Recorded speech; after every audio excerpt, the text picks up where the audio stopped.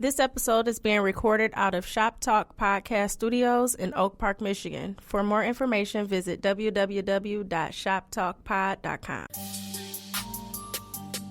You are now entering the Corner Pocket. This podcast is no holds barred, where nothing is off limits, with special and legendary guests from all walks of life. Prepare to be informed and laugh your ass off.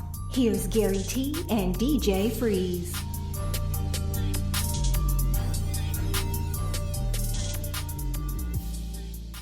On the top. Right away, off top. Impromptu show this week, October 30th. That's right. Devil's Night. Old school.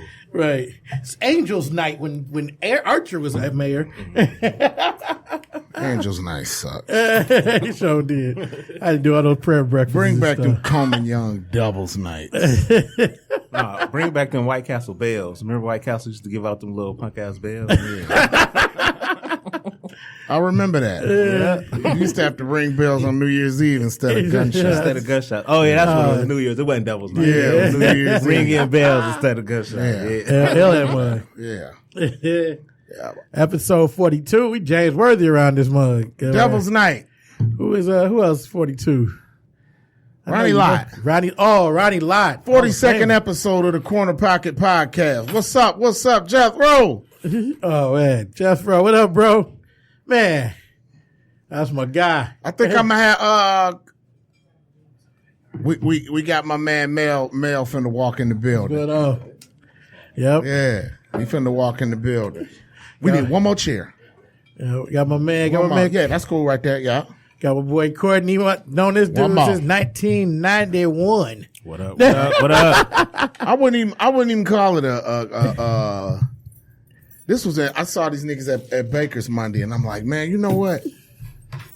I need to kick it with y'all cats, man. Come Wednesday, and they coming. That's a beautiful day. Yeah, beautiful day. Yeah, you hooking it up. Yeah. Let my man Mel get his shit together. I don't need no headphones. What's that? Oh, okay. I don't think it's on everything. Yeah, but yeah. Back to the green button though. Yeah. Because we got wait a minute, it's none over there? Oh, there they go. Yeah. Pull your troubles? No, I'm good, bro. Oh, okay. Yeah. Yeah, buddy. We about to wrap. We're gonna have some laughs today. Yeah, it's gonna be a good one. Yeah. Can't complain. Can't wait. I could have heard y'all without this microphone. I don't know how long my nigga Mel been in the game, but I know I ain't never seen him miss a Baker's night. Okay. Yeah. Rest in peace to the legend Kool-Aid. Anything Kool-Aid was at, I know I saw Mel. And I saw the nigga on a fucking commercial one day, man, and I was just chilling one day. What commercial was that, dog? Flint Airport commercial. It depends, man. I've done 43, so it depends. 43. Oh, wow. That's one more than this episode. Right. Yeah. That's what's up. That'll work, man. Make some motherfucking noise for Mel on the motherfucking corner today, dog. Fuck that nigga. Yeah. Introduce your hoss. That's right. Got my buddy. Know him since he was in 9th grade, I was in 10th. He was in our gym class, whatever. Always been a funny cat. He's known as Courtney Too Funny on Instagram. My man Courtney Springer. What up, though? What up? I didn't know we was friends on the Facebook already. Yeah. Because through my man Freeze, went ahead and linked up with you. Yeah, I done seen you. He was telling me you was funny too, so I try to put my name out with everybody, so I can get on. That'll work. How long you been doing it, bro? I've been doing it for like 3-4 years now. Yeah. One of the first shows I did, Mel was there. Okay. And he took a minute, told me some things, pointed out some That nigga funny, Mel? That nigga funny? Yeah, he got some good material, man. That's good. That's good. He got some good material. Now, if he wasn't funny, I say it. Y'all know me. Don't act Yeah. For sure. I hurt people's feelings. Yeah. That's And that's what I liked about y'all whole little Rat Pack crew. If a nigga ain't funny, y'all will say it. That nigga Kool-Aid, rest his soul. Oh, yeah. That's Kool-Aid, man. Yeah. Hey, man. He ain't play no game, right? We got to, man. That's the only way you're going to get better. True. Mel, how long you been in the game? I'm 19 years in, man. Ooh, 19. yeah, indeed. 19. Damn. That's actually who got me started. I started off at the Comedy Castle in Royal Oak. Wow. Mark Ridley. Yeah, Mark Ridley's. Then Mike Barner told me, said, man, start doing some of the urban rooms. So I started doing the urban rooms. And my goal was, I had set a goal for myself to do. I wanted to get a standing ovation in front of every crowd, a young crowd, thug crowd, church crowd, mainstream crowd, all this. I got some. And all that. So what I did was, I accomplished that. So Mark really started managing me probably 3 years in the game. Okay. And then he signed me on. I did a 10-year contract with him, traveled all over the world. I was headlining his club after 4 years, which is bullshit. Wow, I didn't know that. That's almost unheard of for the comedy council. Yeah. So I never looked back, man. My goal was to get better than everybody else. That's all. And this is what you do. This is all I do, man. Yeah. Crack jokes. Yeah. Crack, gotta love it, man. Heck yeah. A contract, was you scared to sign the contract? Not with him, because he's a good dude. And I knew, because I was doing, man, it started off like I was with NACA. So he said, we're going to get you some shows. So when I auditioned for NACA, I got about maybe 32 shows, I think, the first time. And the shows was like $3,500 a piece. Mm-hmm. So I was like bouncing all over the country, doing these colleges. So I probably made a little bit over $150,000. So I was like, good. I'm like, okay, so I'm going to stick with this.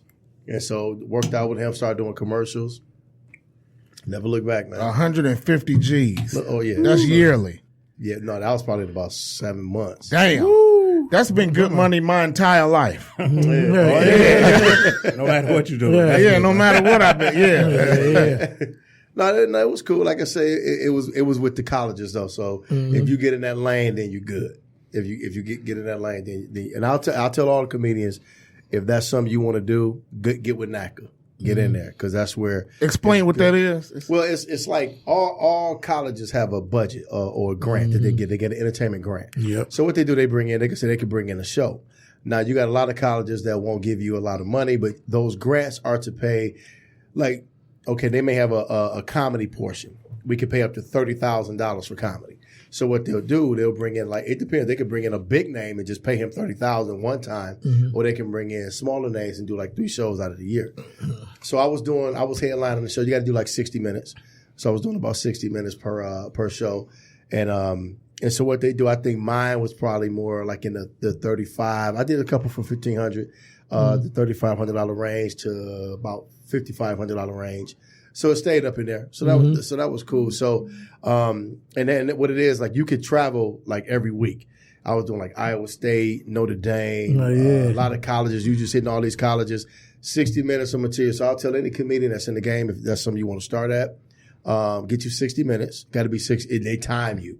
No doubt. When I tell you, if you do 58, they won't pay you. Wow. Yeah, that's what's up. No, they'll show you too. They'll be like, you stopped at 58, and they will keep that check. But you go in. That's why I would like a clock under me. That clock that only I can see. Yeah. I noticed that at a lot of comedy shows. Yeah. Oh yeah. That ticker be under you. How long were you in the game before you had 60 minutes? Probably about. Well, when I was doing NACA, I had about 40 minutes. So Howie Bell gave me some advice. He said, talk about the city you in. My nigga. So do about 15 to 20 on the city you in, and then do your material. So every time I would land, the plane land, I'm driving, they have a car pick me up. So as I'm driving, I'm looking around. Okay, that's funny. I'm right. Okay, that's good. Hey, what about the McDonald's that was over there in the hood, blah, blah, blah, that I passed? So, you would come up with the material. But 60 minutes, man, it take about anywhere from about 6 years, about 6 years, 7 years. Yeah. Take a look. Or you got people like K-Dub, Lil Duval, they came in the game. It depends on how you write. Because Lil Duval started headlining he wasn't even doing comedy a year. And he didn't have a gang of jokes, but he could talk his way into stuff. Yeah. K-Dub had jokes. K-Dub wrote. I always remember him as the little nigga with the locks that hang with T.I. Before I knew he was a comedian. Yeah, because there was the little skits going on there. Yeah. And it was, and the niggas forget he had them long ass locks. Yeah. Back when they was beefing with Shorty Low Day. Yeah, that'll work. So then I say, man, it took off. Like I say, it depends on how much you write. That's all. Like, because somebody can talk for 60 minutes and not have substance. So that's why you say come out the gate with your city, Joe. Like if you in Chicago, okay, we all know things about Chicago. We can hit Chicago a little bit, then get into your act. But don't, just because you got a lot of comedians, and here's when everything get real. Because when the comedians hear me say stuff like this, and I don't really care about, I'll call any comedian out. It's probably about 75% of the comedians in the city of Detroit that swear they got headline time. And I can tell you it's probably 8% of the comedians in Detroit that got headline time. Wow. So, and they know, see, just because like I did 45 minutes, no, you did about 15 of jokes, and then you started messing with the crowd. You was pausing. I done seen some serious like hip hop beef amongst comedians. Yeah. Oh yeah, I done seen it. Like ever since I like started, Right. when I met these When cats. when this dude was up there being a comedian, this motherfucker need to get back in the game. I'm calling him out. I got one foot up there. I'm getting up there. Yeah. Get back in the game. I'm gonna keep talking shit. I used to sit up under them cats, man. Like all the time. Then you just stop coming around. Yeah, I am. I'm. Yeah, it was a show at Starters over there in Plymouth. Mel, Coco, Martez, Martini Harris, they all sitting at a table. I sat at the next table because I just wanted to hear what they was talking about. For sure. I ain't had shit to add to the conversation, but I That's wanted smart. to hear them. Hell yeah. What they was talking about. That's smart. Stuff that you hearing from them, I'm like, okay. That's the kind of circle you say the wrong shit, you stung. Oh yeah, that's why I ain't say shit. That's why I ain't say shit. That's why I sat there and listened. And you be like, what you say? Everybody looking at Get his ass. Who's this nigga? Yeah. That's what's up. Yeah. And Bentley, look, I'm pulling him out there. I always fuck with it. That's my bro. I love him to death. But I'm like, Kool ain't even saying your ass supposed to be out there. Quit bullshitting. Yeah. I remind him that every time too, It's man. definitely a bullshit. Yeah. It's no excuse. Man. It's no excuse, and I have I don't have no answers. I'm gonna stay on him though. The longest I ever done was 17 minutes, and when I say it's nothing to brag about, but it flew by. It flew by because everything I was doing was good that day, and That's why I go past. yeah. When you bombing, 17 minutes is 4 Oh, I fly. I fly 5 minutes. 5 minutes. I flashed after that.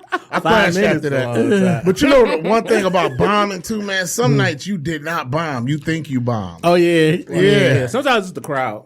Yeah, And, You just it's hard the on crowd. yourself. You just being hard on yourself. I don't like dumbing down, and Yeah. So what a comedian friend, a comic friend, told me, don't dumb down. If they don't get it, fuck it. That's right. Never. Yeah, Always bring don't- them to your level. Don't Yeah. And that's something. Mel been in it 19 years. I've been in it 3. That's something I'm learning. Like I used to feel like if I'm at somewhere in the suburbs, I got to say it this way. But when I go to Baker's, I got to say it this way.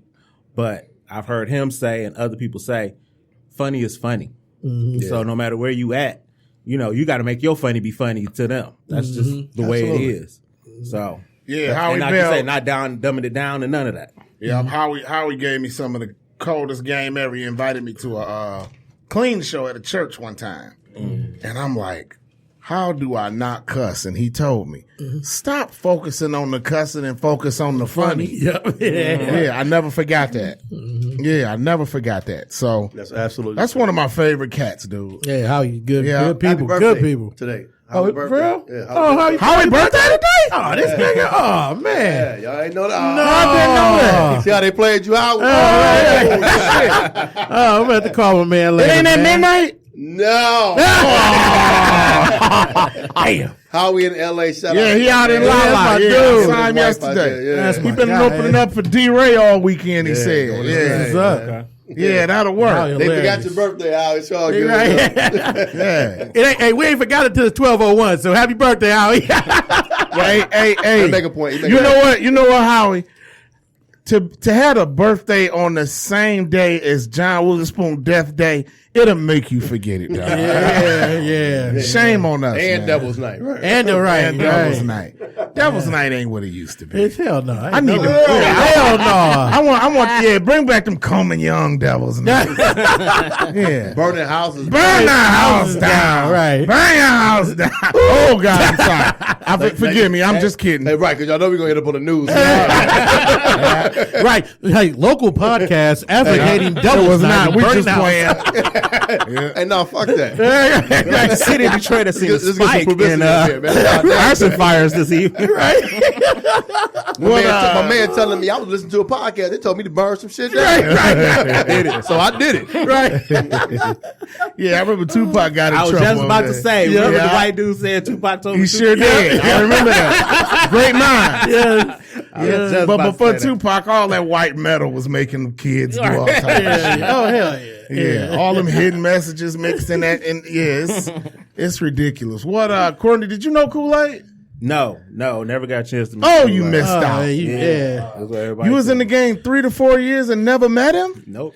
I was just trying to work out, trying to learn. Scared to go to Baker's. Like I said, I would go to suburb clubs. Very approachable. Yeah. Yeah. But Very approachable. he's approachable. I'm talking about the crowd at Baker's. Easy to make white people laugh. Baker's You go ain't. to a- But I went to Baker's ain't hard. It ain't like they hard. It's just they ain't gonna laugh. If your That's stuff, true. If you ain't funny, like off rip, like I said, you gotta be off rip. I think So if you're Gaslight trying was a hard crowd. Yeah. Yeah, Gaslight was pretty tough. yeah. Gaslight was. You had to be funny within about 3 minutes.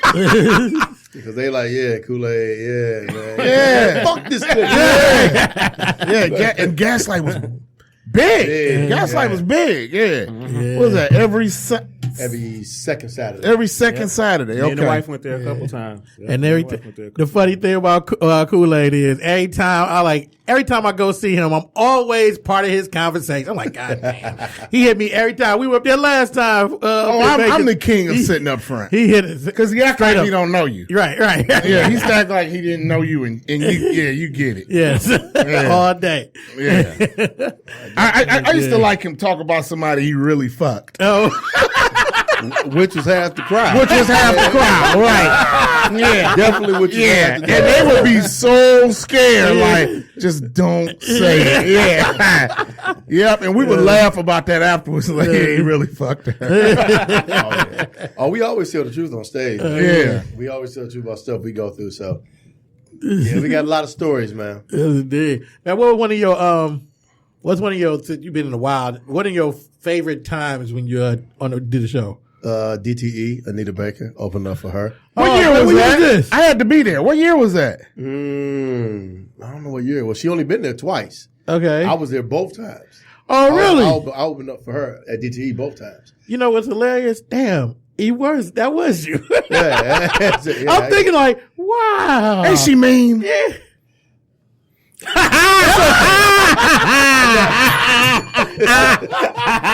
Don't fuck the pipeline up. That's Don't my do it. guy. Don't do Wait, it. now here's the thing. That's Anita okay. Baker, look, She coming look. back in a minute. She gonna have you open. I heard the rumor is New Year's Eve. I hear the rumor. It can't be that soon. It can't be because I think they would have announced it by now. Yeah. Because that was a rumor too. Because the thing is, like I went through a hard time in my life, man. It was like one time I wanted to commit suicide and all this stuff. Okay. So this go back to a story, and a friend of mine called me. So we had talked about some stuff. So we had in other words, it was a connection with one of Anita Baker's songs. So basically, when I would hear her songs, it would make me feel better. So what I did was I downloaded I got all her songs on my phone to this day. So do I. Yeah. Yeah. So I was a big fan. So she basically kept me from committing suicide, listening to her music all the time. So fast forward about 10 years, no, probably about 7 or 8 years down the line, I get a call. They say, can you come out to DTE? We called Mark Ridley, and he was like, man, do you know any comedians that can come out and open up a show? Cool, I do it. They don't tell me what I'm doing. So I get there. They go backstage. I'm back. I got my dress room. I'm getting dressed.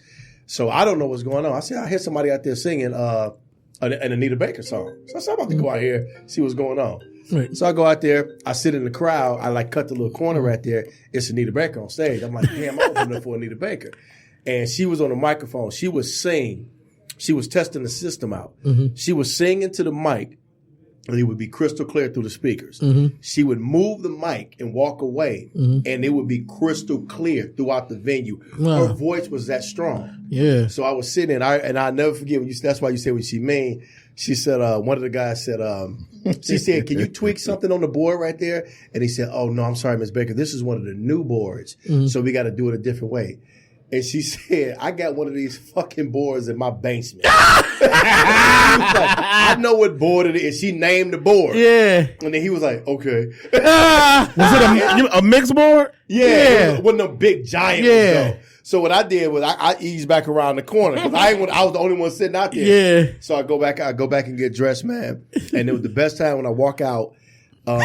They had to rush the crowd in because she had went over her rehearsal time. Yeah. So I'm thinking, it's only going to be about a couple people out there. So I'm walking. One of the dudes called me to give me a different microphone. Yeah. So when he handed me the mic and I turned around, every seat was filled. And Yeah. I'm looking at the Jumbotron. I see myself. So I said, do your thing. So I cracked one joke. It went over.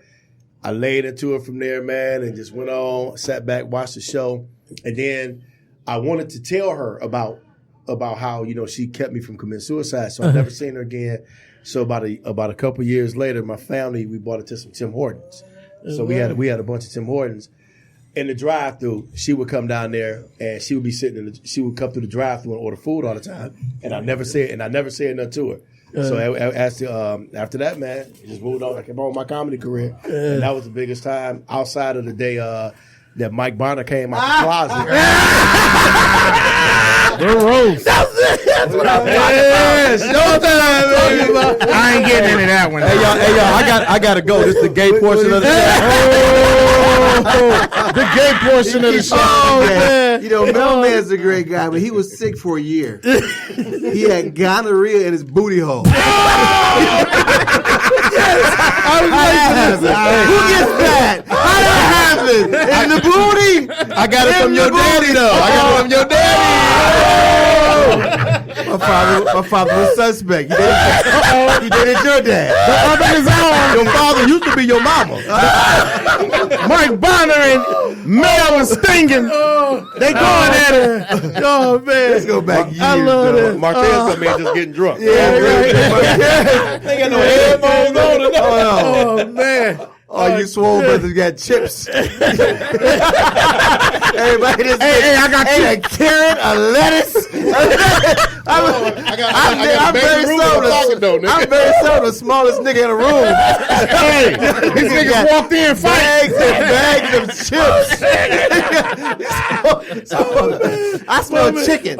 I don't even see no chicken. Hey, don't you see? We begging for that Better Made sponsorship, nigga. Oh, y'all, you might get it. That's smart. Every week. Man. Oh, really? That's smart. Yeah, man. Yeah. Mike came in killing us. I don't drink, dude. Mike, don't. I knew that. But you eat chips. I got drunk. I broke out in child support, so I got chill on the dragon at this point. That's funny. Oh, man. That'll work, ladies and gentlemen. What's good? All these big niggas with chips in here. My nigga Martez is in the building. And the legend Mike Bonner is in the corner. Yeah. What's the name of your show? Snacks. The corner podcast. They called us the Lions linebacker in this bitch. No, this the brunch club. I'm sitting there with a bunch of Jerry Ball lookalikes. Everybody look like Jerry Ball in this bitch. Hey, but it's good to have somebody from the LGBTQ here. Hey, that nigga BB Wine is for Halloween. I was. I went to a party. I had a suit on. I didn't have an outfit on. So I went to a dollar store and bought a hello. I'm BB Wine. BB Wine is smart as hell on this suit. Yeah. Smart as hell.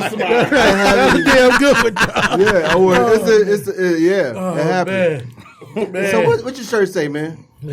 Oh, Ugly Eyes Entertainment. It's Ugly Eyes Apparel. My boy, he was on the show. He got it called Ugly Eyes. They always call him because he got some crazy eyes.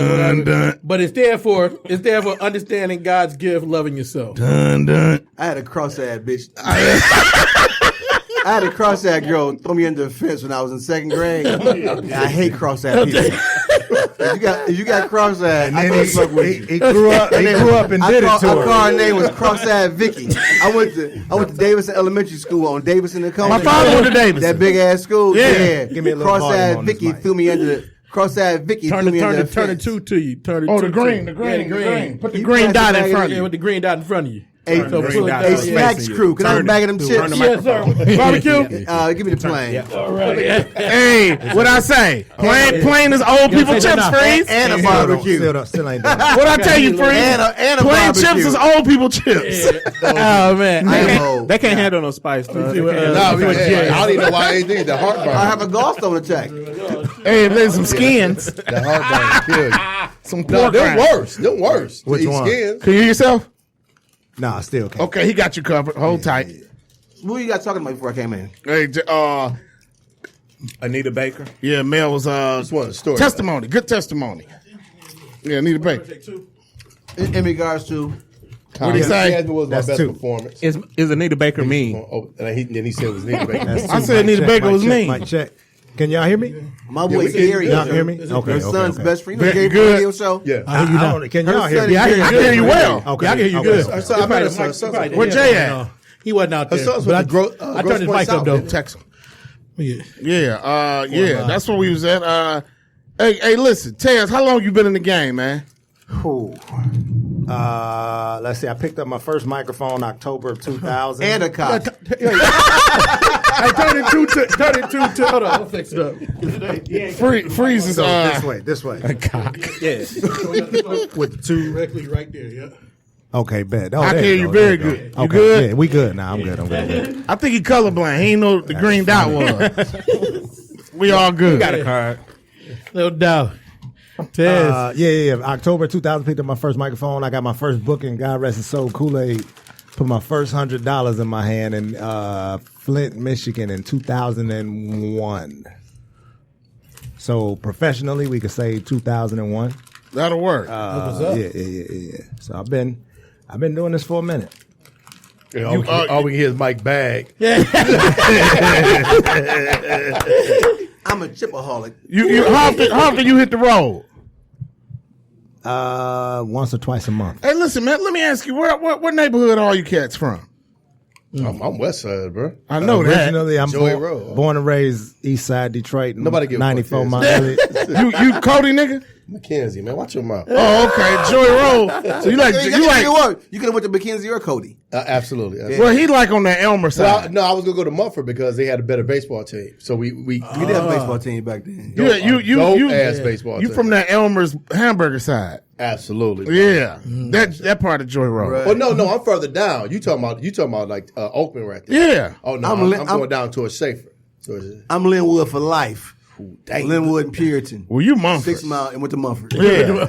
Yep. I could have went to Central though. I should have went to Central to play football. Yeah. He took Carmen Harlan to the prom. It's like class of 73. No, I did Mumford's reunion the other night, class of 69, dog. That shit was I heard it was tight. dope. Yeah. A bunch of cats at class 69. They only use comedians for Mumford thing. I Yeah, noticed they do. that They- because I did one year. Everybody done. I one. did two. I did class of 80 Friday night and then class of 69, the class you was in, Marvin, man. The reason you did them nights because you was there. He was there at 69. It was cool though, because Mumford was composed of a lot of Jewish cats, and Sure was.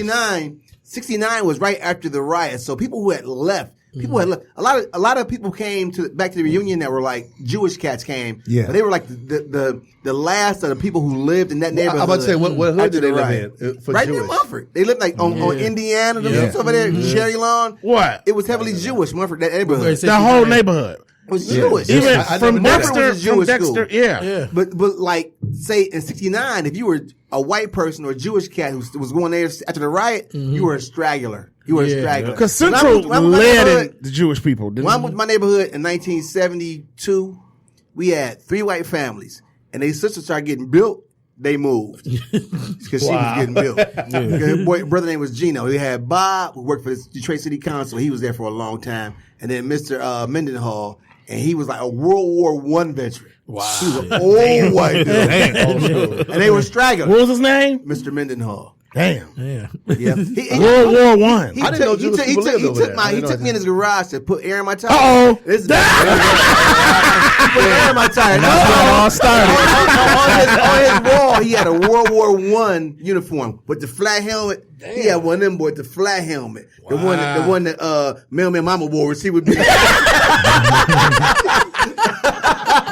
This story started off like when he took me in the garage, put some air in my ass. Oh my God. I knew tonight was going to be a good one. Hey, Shanie on the way up here too. Okay, good. Okay. How you do this, man? How you get all these where Foolish at?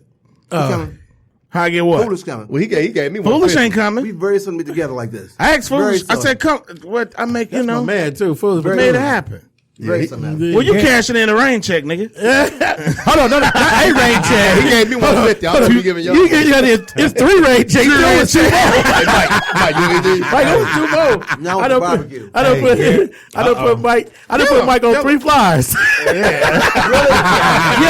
Wow. That's what I'm was 2 more. Ain't that a bitch? That nigga the Lauryn Hill in Detroit. You ain't gonna lay that shit down, Mike. You ain't gonna lay that one down, dog. You gotta put time in making love to Martez woman. Bang. He over there being quiet. I gotta wake his ass up because he waiting for. He got a whole bunch of shots. That was a shot fired to wake his ass up. No. Hey, Mike. Were you cool with Spoon? You know what? True story. When I started doing comedy at Margaret Lee's Comedy Castle, to play there for a weekend was huge. I'm talking like 1987, 88. This is really getting some shit. Yeah, it is. So my first weekend there was working with John Witherspoon. And what was so dope about it is that he was so cool. And I found out he had just flew to Detroit because he was in David Letterman's wedding. Wow. He was Letterman's best friend. Wow. I had no idea. Yeah. And he would just, I never forget it. He had he always wore Ralph Lauren. Even back when I was a young kid doing comedy. I just mentioned that today. I was wearing suits on stage when I was a kid, trying to be impressive in these white clubs, whatever. I'm a dresser anyway. Right. But I had on a suit, and he thought it was kind of cool because I was a young kid doing comedy in my early 20s, and he had a Ralph Lauren yellow sweater with the blue little Ralph Lauren blue horizontal, and a bow tie. Because he was a model, wasn't he? He modeled for the Detroit News. Yeah. Wow. Then I worked with him again a few times. I worked with him about 4 or 5 times in my career. And every time he was nice. The last time I worked with him was at the Stardome in Alabama last summer. Summer before last. And I came out, I'm trying to be impressive. The club on my first time playing this is one of the best clubs in the country. Yeah. It's sweet as shit. There's always top 10. I'm trying to knock this. What's the name of it? The Stardome. Okay. I'm trying to kill this motherfucker. I wasn't trying to upstage nobody. I'm just trying to be so impressive the owner wants to bring me back. I go out and wear their ass out for half an hour. I'm a veteran. Half an hour, that's like 5 minutes. So he come behind me. He looked at me funny backstage like this, like, what the fuck you trying to do? Trying to come back.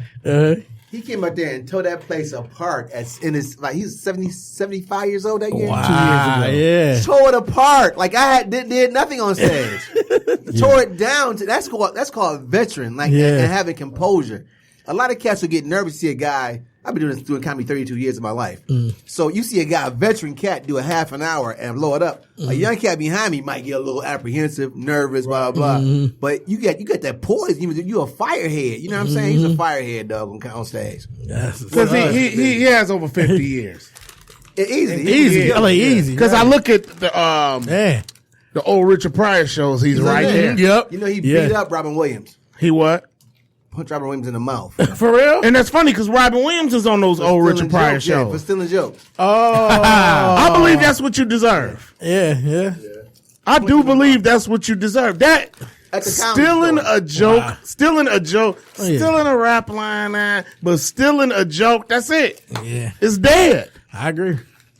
But you got to understand, some people, I can't speak to the Robin Harris situation, but Robin Williams, I know now, some people, because of how the dynamics changed in the game, some cats you never expect to steal a joke do steal jokes now because they trying to survive. They trying to maintain their place in comedy what do you call it?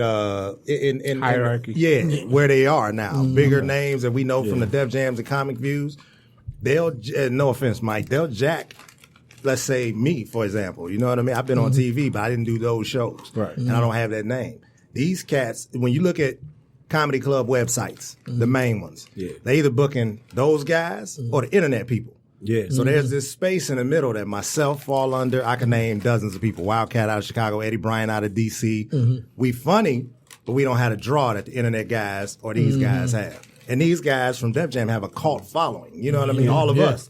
We remember the Bruce Bruces, the Dale Givens, the Samore. Yes. We gonna run to go see them. Yeah. And no matter how funny I am, you know what I mean? So to Mike's point about somebody following you, it's like, I personally, I can't speak for nobody else. Me personally, sometime when I get a chance to work with some of them, it's like, damn, I don't know how funny I'm supposed to be. Your mind says go hard, but it's like, damn, do I step on their toes? Go hard. Or am I? Go hard. Go hard. Every time go hard. No, I get that. Melvin is an athlete, baseball player, one of the coldest in Detroit. When he played baseball, he didn't play to be No, but here's the deal. You got to go hard. But Mike, you okay, you're in a different position, right? You 30-year cat. I wish I would. But No, listen to me, Mike. I wouldn't give a shit.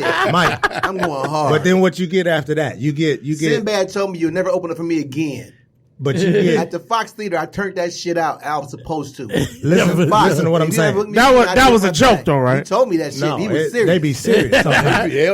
I can't speak to Sinbad. What I'm saying is Yes, this. your ass No, heartbeat. Really? It's either that. It's either that. So they or- cracking but facking? Hold on. It's either that or you get the club owners that come up to you.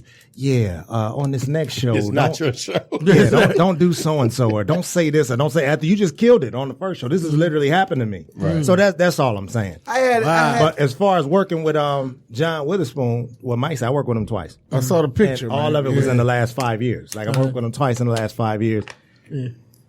I can say he don't care what you do. Nope. He didn't give a He shit. don't care what you do. You can go out there get a standing ovation, and he gonna come even in his old age. Yeah, and even kill in his that old shit. age, because he got a young spirit. If I understand, he ran track, and until Played tennis and ran track. yeah, Was he Northwestern? He went to Northwestern. And then my dad went to And then he transferred to Central. I read it today. Okay. He graduated from Central. We went to You, Northwestern. you know those old souls, they not haters. yeah. Cause that show we went to with Oh yeah. man, What you George, call- George Wallace, man, Man. that- he just sound like he ain't a hater at all. Hell no. Man, he just A1, man. I met George Wallace at a comedy festival in Chicago. He was the MC, and I closed the show. Let me tell you something. We exchanged numbers, and he always, to this day, will call me at least 4 times a year and say, what's up? That's Dr. what's up. Wallace. He ain't got to call me. I ain't nobody. Why call me and say, what's up? You know what I'm saying? That's just you make a real connection. This is a hard business sometimes to connect with somebody. Yeah. But you make a real connection, he a real dude. Yeah. He roasts me. He roasts my woman. watched him. I watched him. Yeah, he roasts my. But you know he roasts you above the belt. I'll nigga. tell you something. It's hilarious. I saw him one night, bomb. George, Tell you something. In L.A. at the Maverick Flats. Wow. 1989 on Crenshaw. Oh wow. Jamie Foxx, the headliner.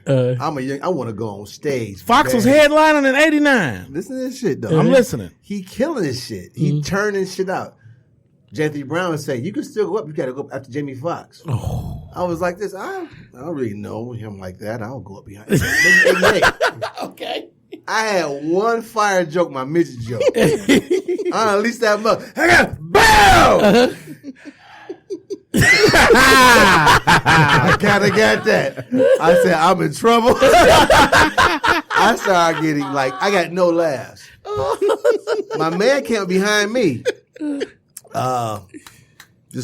Wallace came behind me and ate it bad. Who the hell is Jamie Foxx? I got a Mercedes Benz outside. I'm behind damn Jamie Foxx. I wouldn't give a damn. He probably broke his hell. I mean, he went off. He bombed. He said, I understand that Mike Bonner bombing. Nobody know who he is yet. He went off, dude. It was hilarious, man. That's a beautiful thing. We've been friends. I saw Eddie Murphy bomb one night at the Comedy Store. That hurt me. And to I think that's to one my of the biggest. soul. What year was that? Unfortunately, the internet, and I ain't gonna go into the conversation of dogging internet comics, but that's the beautiful thing. You see how Mike telling the bombing stories with vigor. How it's like, I got some about me. yeah. Bomb. No, that's what I'm saying. That's what I'm saying. Egg. That's what I'm saying. Like all of us can tell wonderful stories of bombing. Like I done bombed for some industry. I bombed so bad. You was there on the Who's Got Jokes auditions. Who's Got Jokes? I remember that. I bombed horribly on the and that's I got to tell that story. First Amendment stand up. Really? Martin brought it. Oh, here. Showtime. Yeah, Showtime. Yeah. Martin brought the auditions here, and the guy that was hosting, you know him, Doug Williams. That's his last name, right? That's who Jamie killed. He killed him, but, he killed but him. that's Martin's boy too, though. That's why Martin let him host that. I believe that was the reason he let him host it. But It's a thing with. I know you can tell a story, but Yeah. so we had that audition that night, and it's a black show. But Pam Whitehead, I love you, Pam. Her name is Pam Porsche now. She set up the audition. No, she legally changed her name. Okay. So she set the audition up for black and white comics, even though it's a black show primarily. So all the white comics around the city doing their best black jokes because it's an all black crowd there for the audition. So I see them all bombing. I'm like, I work with y'all. This ain't who y'all are. So I look at the list. I say, who before me? It was a cat named Steve Brewer. Don't say nothing, Mike. Steve Brewer. I asked him. I said, Melvin, who is Steve Brewer? He said, oh, it's him right there. The dude, the beat up flannel shirt, tacky jeans, beat up work boots. I said, oh. Is he a brother? No, white guy. Steve I said, Brewer. oh, white guy. I said, oh, I'm about to destroy this. I said, ooh, he finna go up there and try to do some black shit too. When I tell you, from the time he hit that stage, bro, I didn't realize he's a true comedy veteran. Fuck color. Take color out of it. He's a comedy professional. Funny as funny. He don't care who he in front of. Ooh, in the motherfucker house. And this was during that time, I don't know if y'all remember this, when the polygamy camp got raided, I think in Texas somewhere, and that news showed them taking all these people out and the women had on long gowns and long braids in their hair. Dude, when I tell you, he did his entire audition set on that. He got the crowd laughing so bad. I peek out from behind the curtain in the back. My girl, who's now my wife, is leaned over. Wow. Like leaned over in her chair, dying laughing. Damn. He'd tell you because he laughing at me now because I'm in the back bugging. Like, this shit ain't going like I thought it was. I get on stage, and when I tell you I ate a bowl of baby dicks. I ate it so bad. Like, and That's good though. I sweat when I bomb. Bomb is good. He said he sweat when I he sweat bombed. when I bomb, bro. Tell you something. When I'm I got two rubber bomb stories. Opened up for the Dramatics back when I was young. I've been doing comedy maybe 6 months. Who was? The Dramatics. Lowell Sanders got me a gig. You know who Lowell is? football player, right? No, Lowell is Tim Allen's best friend. Okay. Oh, the comedian, black guy, comedian. Okay. Which is name? So Mumford. what? Comedians are all interracial black best friends, dude. Not really. But sometimes. But George Wallace and Seinfeld. Yeah. And Jimmy Walker, Jay Leno. Yeah. I didn't know Them that. friendships. JJ and Jay Leno was Jay best Leno was friends. on Good Times. Yeah. Yep. I knew that. I knew that. That's he got him on there. Yeah. But anyway, I had never played a black audience. What? Tell you something. Once I doing comedy, wasn't no black comedy night. Wasn't no place to do a black audience unless you opened up a chitlin circuit for at say Henry's Palace someplace. But you had It was Henry's Palace. No, y'all know it used to be. Before they was doing that, they was doing. It was a joke. I'm about to kick the knowledge on this stuff. No. I played this club. Hey, Mike, real quick, because my grandmother, real talk.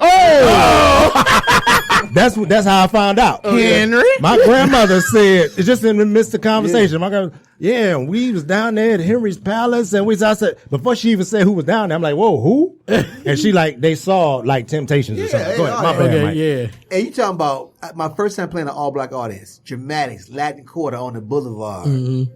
And Before it was the Grand Quarters. It was the Grand Quarter, same thing. And it was you talking about bombing horribly. Ron Banks, rest in peace, comes to me and goes, man. He owed the money for the first show. Don't worry about the second show. And the door is over there. That's fucked up. You should probably leave.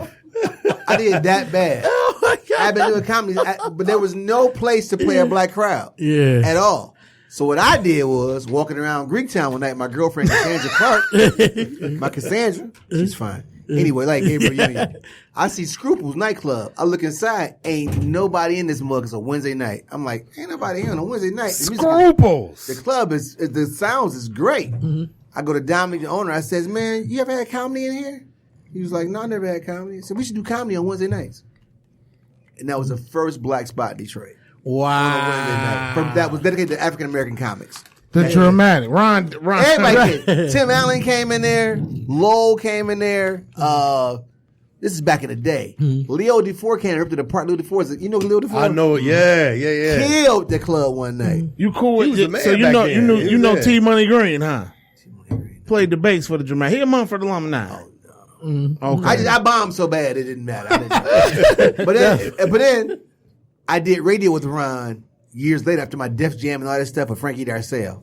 I had him in there dying laughing. I reminded him he fired me. He made me get on my game. Who did? Ron Banks. If he hadn't fired me, I probably would have stayed corny and never opened up Scruples and that. Because Def Jam came to that soon after that. Like the transition had started to take place with comedy, with Def Jam and shit like that. It was like it was not there was no black TV shows on yet. Right. No stand-up comedy shows for black folks yet. The first one when my man came out, when Eddie Murphy did that Comedy Express with Arsenio Hall and Robert Townsend, that was the first. That was like amazing. Everybody that was in the business. Townsend never gets his credit to me in the book. He doesn't.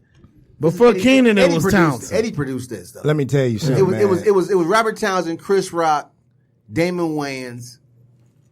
It was produced by Eddie Murphy. It's one of the first big black things. It was on Happened TV? in barbecue chips. Yeah, it was on.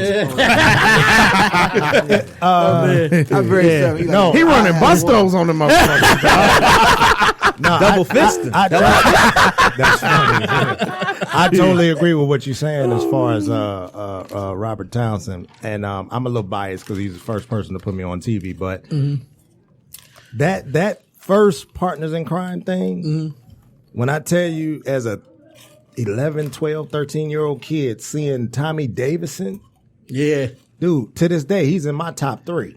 Like seeing him. Somebody just said that too. Damon Wayans. Yeah. For him to create that platform, you know what I mean? And that's all it's really about because Def Jam created that platform for cats we had Partners never in seen. Crime. I forgot about that. Yeah. And that was I've got a taste for McDonald's. that one. Yeah. And Def Jam created that platform, and Def Jam was like the urban version of Evening at the Improv. Yep, sure was. And I used to watch that as a kid. Like Yeah, I didn't me too. understand none of the stuff. I'm really a kid. But it was just something about watching that. And I used to see like I saw an old girl from Golden Girls on there. Well, Rue McClanahan? No. The grandma, the mama. Oh, Sophia? Sophia. What's her real name? Estelle Getty. Estelle Getty, yep. She was on there one night. Who else was on there one night? I later on learned that Michael Collier was on there. I don't know if I seen him. He was A on there. lot of as a young people cat. have done do stand up and people don't know it. I've been to tapings before. When I where would now? be in LA, I would go to tapings to see that show. Oh, sweet. Even at the Improv? Yeah, because my boy Jamal was doing it. He was a lot. The warm up act for AJ Jamal? The Living Color. Yeah, Mike, let me tell you something, man. That dude, I didn't even realize he didn't cuss doing comedy. And one of my missed opportunities in comedy. This bitch. What? Let me get a chair. Ladies and gentlemen, Shanie D is in the motherfucking corner today. No, she about to sit on my lap. Come on, baby. Okay. I ain't getting into that. Shanie D just walked in, y'all. Hey, Gary. Ooh, ladies first. Hey, Gary, you could cancel this. This gone. Matter of fact, That's it.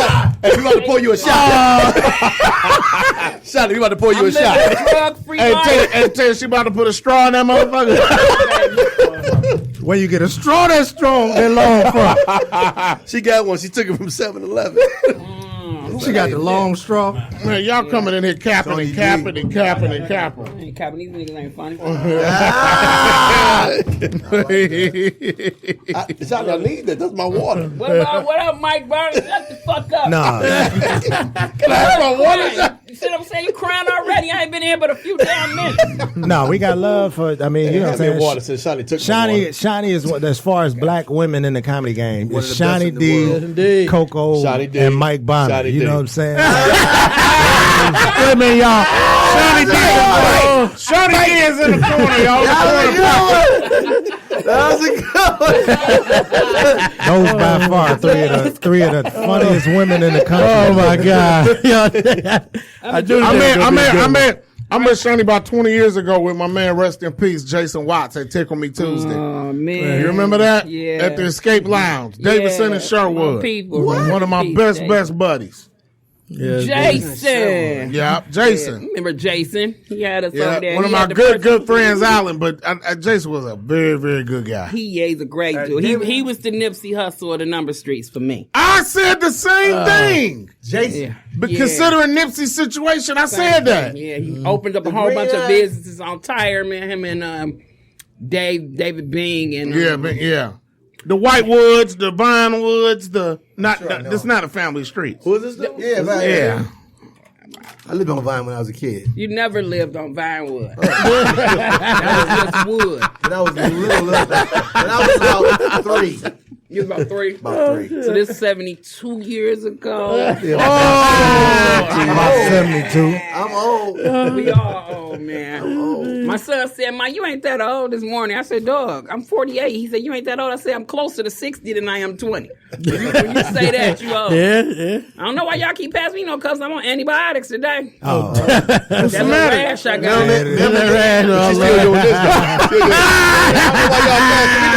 I'm only antibiotics. Antibiotics. Y'all know I'm about to be ordained, so people looking at me on here. Oh, I got one okay. verse. Got you. Antibiotics. What? Now, which one is this? The old man gave her gonorrhea. Man, Martez. That's when we had sex with his other uncle. Mike Bond, the only person that can say mom and daddy, they're the same person. Oh, man. Yes, please. Man. Can you hand me that juice? Then I'm gonna give you your water. I'm gonna sip my shit on your juice. So, what up, though? What we been talking about? Everything. Put the green. You gotta put your headphones on. I gotta put headphones. I got my George Witherspoon he was the first when I was first booked at the House of Comedy. We both had the flu. Y'all was talking about this one, okay. And we had the flu, and he told me because I wasn't gonna go on. He said, no matter what you do, man, you still got to go on stage. He said, so what you do is just take some Alka-Seltzer Plus 30 minutes before you go on stage. And we both took it and went on stage and did good. And this was the picture. Oh, okay. Back when I first started doing comedy. Oh, y'all was so high. That was when you was on cocaine. Oh my God. That's great. That's sweet. We was both we was that. You got that picture still. I think John did do cocaine, didn't he? Man. What did he tell her? Don't do that. It's too soon. What did he tell her that story about? Melvin Bender ain't in this. No, he told her. I put my whole cup to my. I think he told the dopest story. I think he said that Red Fox and Elvis Presley introduced Ike Turner to cocaine. Oh. And I was like, man, that's a dope ass combination. I did hear that story. That's what I said. That's a dope ass influence. Yeah. Red Fox and Elvis Presley introduced Ike Turner to cocaine. So basically, Red Fox and Elvis is responsible for Tina Turner getting her ass whipped. No, I think that was gonna happen regardless. Ronnie Chanel gonna introduce me to cocaine. That's my nigga. That's my girl. What up, Ronnie? Yeah, Ronnie says she gonna introduce me. I ain't never did coke. I've never did cocaine. Mike, how is it, Mike? I'm an 80s comic. They should pay you in cocaine. I've seen famous people do cocaine in my living room. What comedians here did cocaine? I ain't trying to put us out there, but I did it when I was in the 80s. Yeah, but this is that's real. That was y'all thing back then. You can't be doing that. Tell you something. I went to a funeral when my man passed away. They asked me to come do some work for him. Emmanuel Stewart. Oh yeah. His celebration of life at the Rooster Tail. I go in the bathroom. A cat from the 80s see me in the bathroom and go, "Man, you want to do a 1-on-1?" I was like, "Dude, it's 2000 blah blah blah. I'm still doing cocaine." 2018, right? You trying to die? And a true story about 2 months later, he had a stroke. Wow. And was messed. You can't be doing your body. You 50 years old. I know What are you talking about? I think I know what you're talking about, dog. I know. I'm like doing blow. Are you serious? He said he had. I didn't know that, Mike. You did. So you used to do blow? On occasion, I was never like a dude like that. I don't like anything like that. Like I don't even drink alcohol anymore, but I did it. I've done it a few times. Now I know me and Gary is very close in age. It's just Tank said you. What's crazy? No, go ahead. I'm sorry. No, I just always look at people. Now I understand Mike, because Mike got me about a couple of years, so Mike like a big brother / uncle type. So you of did deal. cocaine with him? And No. honestly, I feel the same way No. about you. You remind me of a niece.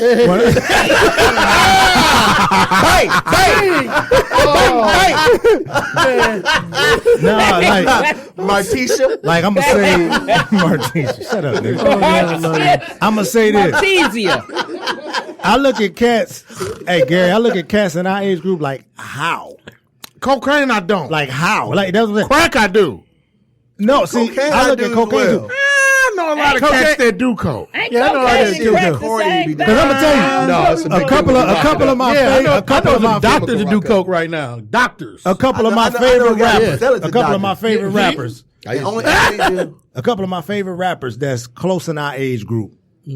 JT Money and Trick Daddy. Man. Oh yeah. And he went to college in Miami and hung out with them dudes. Dude, JT, and they talk that's about all coke. he did. They talk about coke like it's nothing. For the South, the South. Trick Daddy in LA, I hung out with Miami, doing some shows in Miami. Hung out with him. He will smoke that shit for real. I'm not doing that. I don't get I'm not that. doing Yeah, I don't the get that 51. shit. Dude, What the- JT Money. 51, yeah. 51. Hey, so hold on. Hey, That's cocaine and I got to throw it back to the host. Gary, you saying about cats in cocaine. our age group. Thank you. If you know they mess around with coke or touch here and there, I you did the saying you don't look at them Times. cross-eyed? I mean, I've seen cokeheads at my age 20 years ago, but it was still my age. I just coke. It was coke. You like 40? How old are you? No, Gary like a year older than me. 44. Yeah, he's 72. 2 years older than me. 72. Five. You always trying to act like No, this. no, Shiny, his body is 72. He's actually 19. Martez always called me auntie. He used to call me auntie, but I just want to smack the shit. No, man, y'all got You know who else called me that? JD the Smile Hustle. y'all got He older than everybody, ain't he? JD older than JD. He older than you. I No, think. JD about 51, No, man. JD ain't. Yeah, he is. Shut up. JD But is older. Smile, he's an honest nigga. He went to school. He with said my- he with said my, on stage one time, I should with have my been ex- gay. with my I never forget that. The That make smile. him real Yeah. honest. He did say that. I said, That man, you make got him to be one of the honest. honest niggas I ever seen. He did. Or the No, that used to dumbest be part of niggas. his. Yeah, that I was dumb said too. that. I used to be part It of was his. at Baker's. Yeah, it was. Nah, and Shani- Kool-Aid told him stop saying that. Shani didn't like it, but you Did ever, he? you ever had such a high level of respect for people like in this business, you admire somebody's craft and then you learn what type of person they are. And what I love about Shani is on some real shit. She Love my ass cheeks. Shut the that's Exactly. that's number one. Let me get to Wait a number minute, two. let me get it straight. Let me get to number Let me two. put 'em in 'cause order. I wasn't gonna say that. But Shani is family first. Like comedy family and her personal family. She family first. This the nigga that will go to bat for you, or That's crazy. if somebody, even if you get into it with another grown man, she'll jump in the middle. Or if a female, You know what? We supposed to be like that. Us as men, You can talk about. I can talk about you. I can talk about you and you and you. But the thing is, I better not be around a motherfucker. They say something about you. Yeah. I'm gonna Facts. check their ass Facts. because they. And Me like and Foolish had a war of words, and Shanie kind of said, "Y'all shut the fuck up." Yeah. On Facebook a couple of years ago. yeah, Man. And so my brother now. yeah. Because at the end of the day, family ain't always gonna get along with each Yeah. other. But he's still my brother. That's very Yeah. true. Very true. It was on social media or in person? Funeral, They got into it on at Kool-Aid's Facebook. funeral, I said it when I was up there talking about it. You my brother, I love you. I Yeah. said, why shouldn't I love him? Yeah. I'm around the dude a lot. Why can't I love somebody I'm around that Exactly. much? One of my own brother I'm around that motherfucker. You know what I'm saying? And you don't have to. We don't have to deal with each other Right. every day. Like I can stay away told from him you on recently, purpose. I said, you know what? We wouldn't get along if we had been out and somebody had jumped on you. I would have still helped you fight, even though I was mad at you. I've told people that. Yeah. I don't like you. I didn't like you right now. I ain't gonna let nobody beat your ass. No, but the reason Ted said that about Shani because Shani can actually fight better than him. So it was pretty much That's the gist. much That's the stronger gist. than of it. him. That And the is other true. dude too played baseball. That's What's his name? Oh my time. Oh my God! Well, But fuck Martez, Martez up. you can fight. You from the east side. You can fight. Not better than Shani. Though. That's Shani, 100. what hood you from? That's 100. Number streets. That's why. Yeah. Grew up That's with McGraw, Jay. ain't it? Murray, right? the real Jason from Friday the 13th. That Jason. I don't care. No. Now, I worked at the Outcast. I took pictures at the Outcast with Toya, the one who owns Sweet Soul Bistro. That's my girl. Yeah. Just talk to her. That's my girl. Everybody love Toya. We used to Everybody take love Toya's pictures. ass. I was about to say, Toya. I was there last night. We love Toya big ass. That's what we love. No, Toya, she a good person though. Oh, we know that Yeah, too, but she's she got great. a big ass. I see her powerhouse. She got a big ass. That's good to let them ride. She a good person with a big. Toya be a powerhouse. They got good food at her store because she got a big ass. Tell you something. She looked the way she looked. She a great professional, Mike, with a big ass. And I know she work out at Powerhouse, but she With a still big got ass. Yeah. Hey, Toya Green. She got a beautiful spirit Oh my with God. a big ass. I go up there tonight. That's so ignorant. Tonight. That's what y'all saying. Shout out to my girl Toya Green. Toya Spot. nigga. But I think that's the only reason the picture got hired us, because we had big asses. Like, seriously. Oh, back in the day? I think believe that's that. the only way they hired. High school with her? No, we were young. Because she got a baby with my cousin, Hurl. But Because Toya went to Murray Wright, right? yeah. Yeah. I went to Northwestern. I graduated from Northwestern with Kool-Aid. Kool-Aid had did 7 Same year. Toy got a Murray Wright face, but with a Mumford body. 7 years. I got. Is up in heaven. You hear me? Roasting your ass right now. What happened? I said, Toya, she got a Murray Wright face, with like a Renaissance body, though. That's funny. I don't know how to take that. That's high school. Yeah, I don't know. Hey, that's my girl, because guess what? Toya can snap. Let me tell Oh, you. yeah. Toya can snap, I nigga. went to register for Murray Wright. And as soon as I walked in, a group of girls tried to fight me. I can't make this shit up. She told me about that. They tried to whoop my ass as soon as I walked in. I was like, how? I'm new. Right. I'm brand new. It was a group of bitches like this. We about to F her up. I was like, what? Wait a minute, did you get stabbed? I had just got stabbed in the Damn! Damn. Wow. You got $150? Said by a teacher. Yeah, I'm taking her in the fight. Yeah, she can roll with me in any fight, dog. I'm not fighting no more, man. God, Hey, Shanie motherfuckers not. She remind you that girl that used to, that Arnold used to go get to beat up the gooch. Remember? But here's what's so funny. I was so laid back. I was so cool. So people didn't even believe, like when I had to fight and got stabbed, people couldn't even believe it happened. Because I was innocent. I was still a virgin. It was a girl that was accusing me of a dude. It's like a whole bunch of dudes, even because I went to Munger. So Chassie and Munger was connected. So I had dudes in Chassie trying to sleep with me and dudes in Munger, but I was a virgin. You know what I'm saying? So I had a chick want to fight me from Chassie about her man, and a chick in Munger want to fight me. Wow. So we ended up just kicking it with a chick. I ended up kicking it with the chick I thought we was good. Munger Middle School? I got stabbed in the back in 8th grade. In the back? Munger, that was next door to Gang Squad. I got stabbed 3 times. Munger was in the next back. door to Gang Squad, right?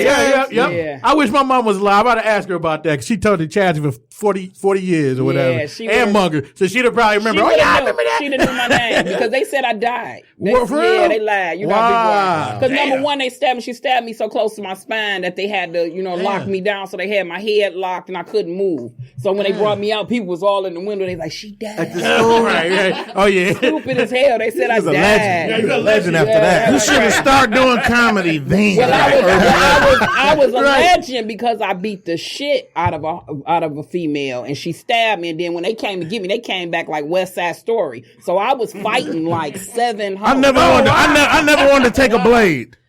Well, who thought we was gonna hold on? Let me tell y'all something. I knew this bitch. She pulled the gun.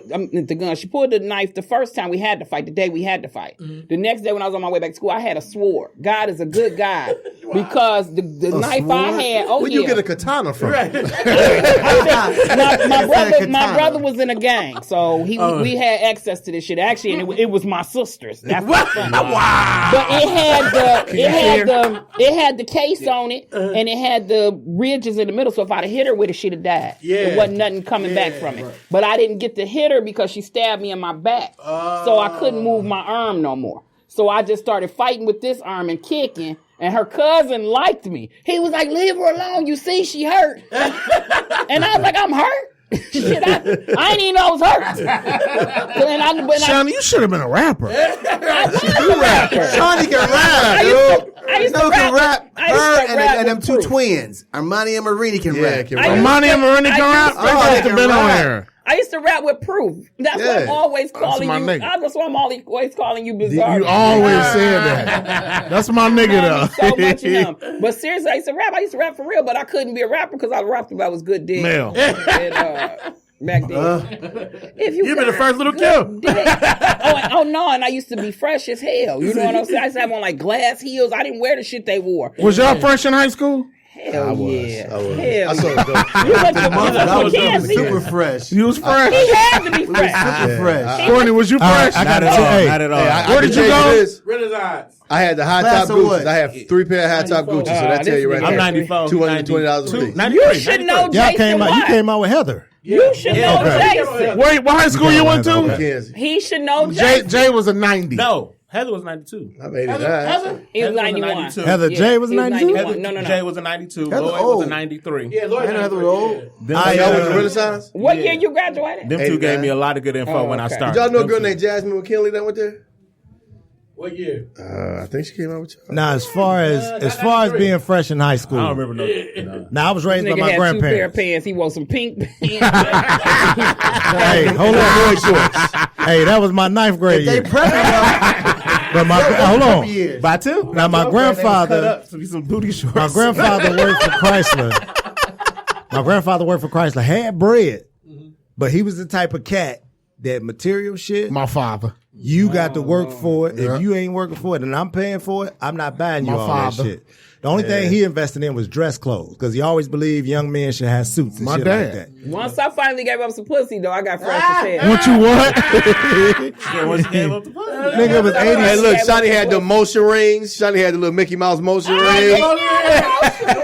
It was 87. She had the bangle shit, the earring. So my old man, like my 9th grade year, like I went to private school, kindergarten through 8th grade. So What private school? St. David on the east side. St. Davis My- girls, all girls. So when I Now, that was the first training school. That's when they train you to be a trainer.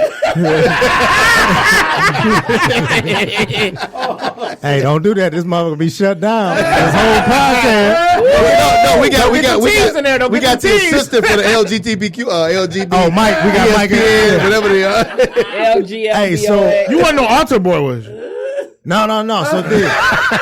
Hey, I finally get the king, right? Did the priest touch you? Culture shock. No, I ain't get Nobody that. touched I ain't get I that. went to Catholic school, too. I get I'm the just trying to king. see what's wrong with you. Go ahead. I get the king. It's a culture shock, bro. You can wear like this was before they implemented uniforms in DPS. Mm-hmm. Back then, it was there. You could wear whatever you want to. I'm coming Absolutely. from a private school where we wore uniforms.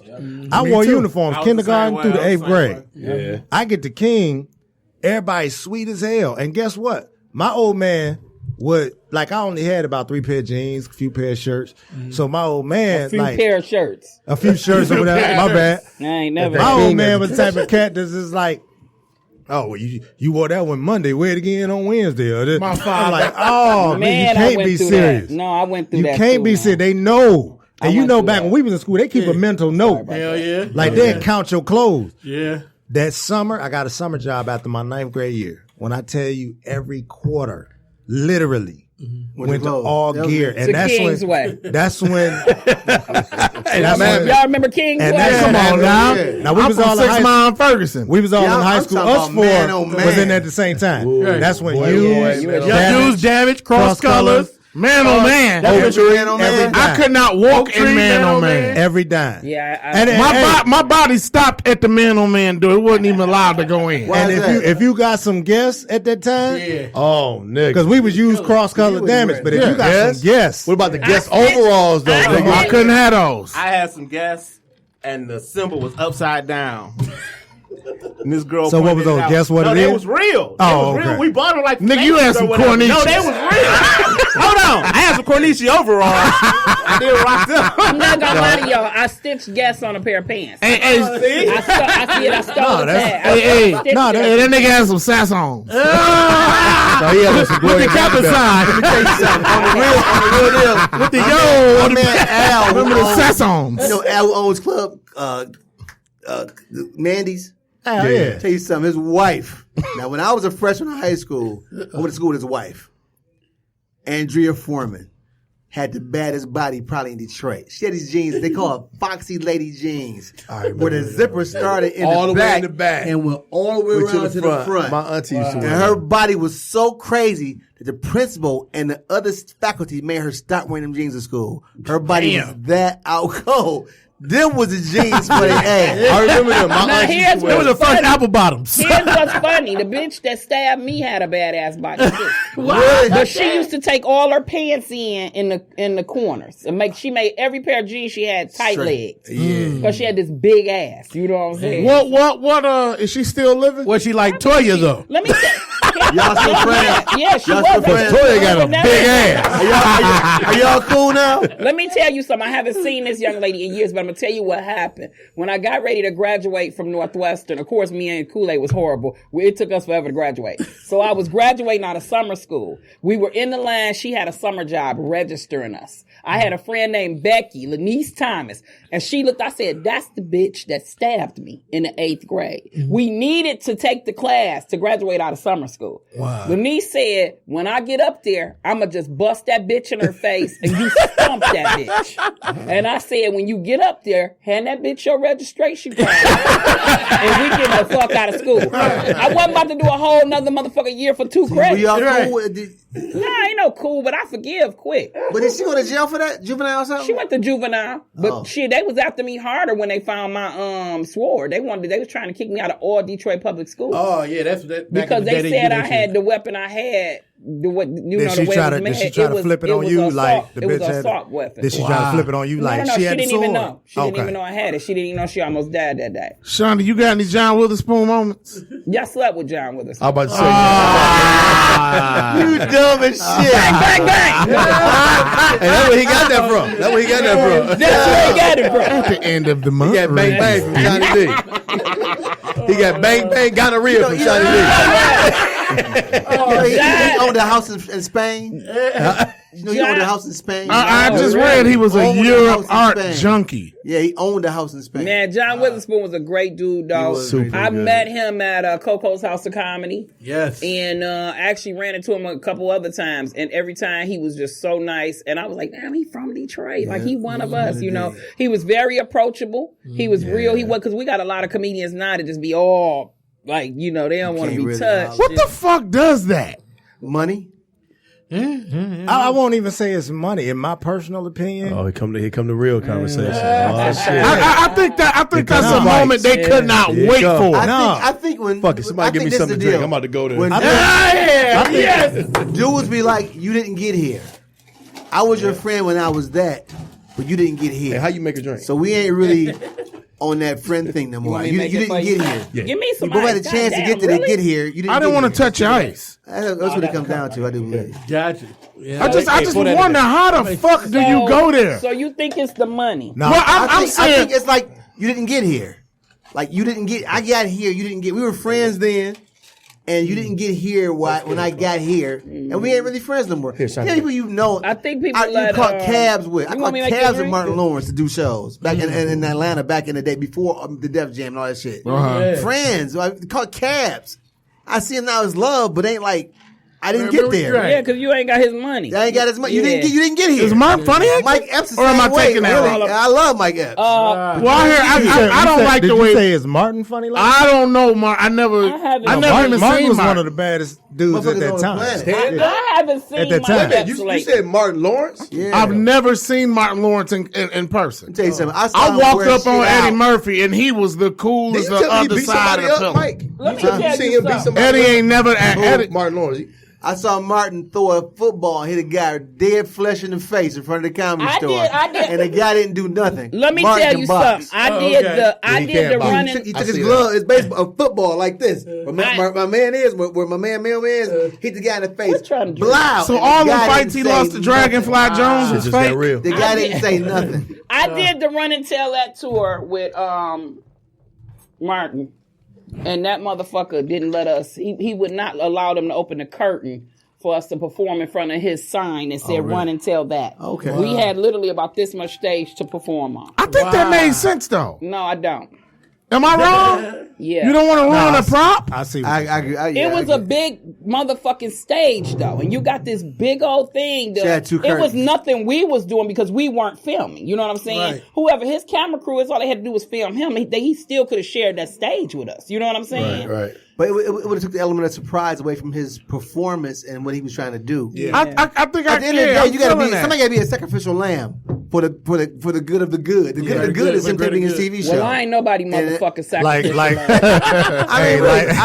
Hey, Mel, like me and you was they get sucked over there. What was that? The Fox? What was we at? Music Hall? Music Hall with Michael Blackson, Tony Roberts, Benji. Who else is on Didn't get a quarter. Well, I don't know if they paid you. Hell no, nigga. The same shit with me just doing the shit with Tony Roberts. When Lil Duval got booed off stage. And Lil Duval got booed. And I heard about that. Yeah, I got ready. You was mentioning that one day. You never elaborate. What happened with that story? So was he trying to sing, my friend said? They didn't want to hear singing? What the fuck you mean trying? He sung. Sung 4 songs, wasn't it? This nigga came out like he was possessed by the spirit of Prince. Like, I literally was like, this nigga is Lil Duval. I was like, he is now Lil Duval, formerly known as. It's a video on here. And he had a whole intro. So he had a band with the DJ, like, hyping it up, like, yeah, where y'all at? And so they playing the music, so they do this for like 5 or 10 minutes. And then he comes out like, smile, bitch. He got the satin shirt on, the hamburger meat on his chest. You know, if it ain't living your best life or black men don't cheat, tell comedy. He did those two. And that should be it. Go on Mo page. But Mike. he got the whole did video. 3 more. Mo. So people were getting so antsy, and I'm in the back waiting to film something, and he just kept fucking singing. Then he did like a slow song, but he can't sing. The nigga sound like Kermit the Frog. He sound like something off the Muppet Babies. Did he respond to the booze, or did he? Yeah, some girl said something because he did a tribute to Kool-Aid, and they were so angry with him that a lot of people didn't even notice what was going on. They were too busy booing him for people to enjoy him giving Kool-Aid's mother this award. And so the girl said, you ain't crack no jokes. And he said, you got what you get and smile, bitch. Wow. And that was his response. And I said, so let me ask you something. Dude, pull off. Is it okay to, do you have to discuss what the money for that shit? Do you got to discuss what the promoter? They give you money for it. I didn't get any money. Should he discuss with the promoter that he's going to sing, or he don't have to say shit? He should have promoted. He should have. Because, he probably nigga, did. you ain't on tour with Frankie Beverly and Maze, nigga. Right. Who the fuck is you gonna come and just sing? Nobody want to see your ass sing. That's whack. It was a comedy show. It would have been different if they was like, oh, okay, Gap Band in the house, and you know what it is? He hit the lick with "Living Your Best Life," and somebody told him, do the whole album. What people don't know that's is a weird Lil dynamic. Duval was me. in music first before he got in comedy. He was rolling Powell and he was doing music when I met him. That's a weird he had dynamic. just got out of doing music. He had a whole group. Wow. Well, something similar, not exactly that. Something similar happened to what's the guy? One of my favorite comedians, JB Smooth. Oh yeah. In Atlanta. I heard about that. He followed Michael Blackson. And he didn't do well, and Atlanta booed him. But he didn't even really get into a show because he made the comment on stage. He said, I'm not a nigga comedian, right? Mm-hmm. So Atlanta lost it. Like, what you mean you're not a nigga? Mm-hmm. He thought he was talking about them. Right. No, he follows Michael Blackson. What do Michael Blackson say in his set 45 times? Nigga. Yeah. So that to me, as a comedian, he was saying, I'm not that guy to say nigga this, nigga that, nigga that. I'm not calling y'all niggas. But Atlanta lost it because it was a girl on Instagram that was like, well, what he mean? He not a nigga comedian. Nigga, we are niggas. You performing in front of niggas. Like, no, baby, he's not calling y'all niggas. Right. He's trying to tell you, don't expect what y'all got from Michael Blackson. It took me a while to like Blackson. And people don't realize I didn't get it. JB Smooth is a beast. Yes. JB Smooth, I featured hosted. I think I hosted. Been a killer. I hosted the House of Comedy for him one time when they first started letting me host the club. I have never laughed so hard in my life. And I like JB. I like him because he's the opposite of me. So I'm lazy on stage. After you slept with the owner. Right. We just gonna keep killing him. That's some prior The shit. owner and 2 security ran bust those. Okay, that's what it was. Okay. Yeah, that was a tip. Hey, damn what y'all talking about. Hey, rest in peace, Joe Cole, man. Yeah. But on a serious note, man, I do want to say that Toya's got a big ass. Y'all stupid for that. Hey, Mike, how'd you like Deion Cole's Netflix? It was good. I like I didn't see it yet. It was good. it was pretty I funny. liked it. I love Dave Chappelle. I'm on a whole different level. I like Dave. I'm on a whole I different saw, level. yeah. I got to I check. think Deion might have edged him out. Okay, I have to watch. Shane Chappelle. I think Chappelle. Wait a gets minute. out. Now, no. Everybody got a different. Everybody got a Dave different. Chappelle said more creative stuff. Yeah. Funny for funny. Yeah, okay, I got what think you're Dave saying. No, Chappelle Deion was a got comedic it. genius. Deion got it funny for funny. I'm gotta rocking watch with it. Mel on this one. I gotta see it. I don't know. I don't know. But I may rock Funny with for funny though, not what he's saying, not Right. I'm making a point by saying this person gave this that. Yeah. Funny for funny. Deion Yeah, got I was it, funny man. as hell. That he Really? was. Yeah. Now you want to talk about gotta comedians watch who, like we talk about how open John Witherspoon was, and Coco said this. This is a something weird. Coco was talking about comedians in Detroit and how much love Shanie D and Kool-Aid get from people. I don't know if it's a Northwestern thing, but Coco No, made motherfucker, it's a we the real shit. Coco. No, that's true. But Coco made the point that I'm talking shit. they're open to people. They're open, like come into my space. What do that mean? We're I'm approachable? exactly. definitely And approach then- you. He could have said And approachable. then Coco mentioned he could have just said approachable. Approachable. who you talking me? Yeah, you could. No, I couldn't think of. Hey, Mel, he And told all her. kind of other shit. See, when you Yeah. change it, Tell, hey, Mel, he told her in the T. He told her in the T.I. way. So did though. because Shanie is expeditious. He told her in the Nah, T.I. so- way. She mentioned Coco mentioned myself, her, and Howie Bell. How we're like, wait a minute, who are you? Well, you scared of people. Even as One. comedians, Howie? How we probably be. it's Every like time I ain't I've gonna met Mel, he's always been extending his hand. Mel the same He might way, forget yeah. me. But after Mel- a minute, he'll be like, Mel I remember thought you working were with gay. you. He'll be like, I remember. yeah, he He wouldn't wanted have forgot me. He wouldn't Mel have thought forgot he me. was gay. That's even gayer than what Mike was saying. No, he wouldn't have forgot me. He wouldn't have forgot No, me. I'm saying he wouldn't have forgot all this ass as I dropped it on. Man, would you shut the fuck up? Me and Toya. Y'all just gonna keep talking about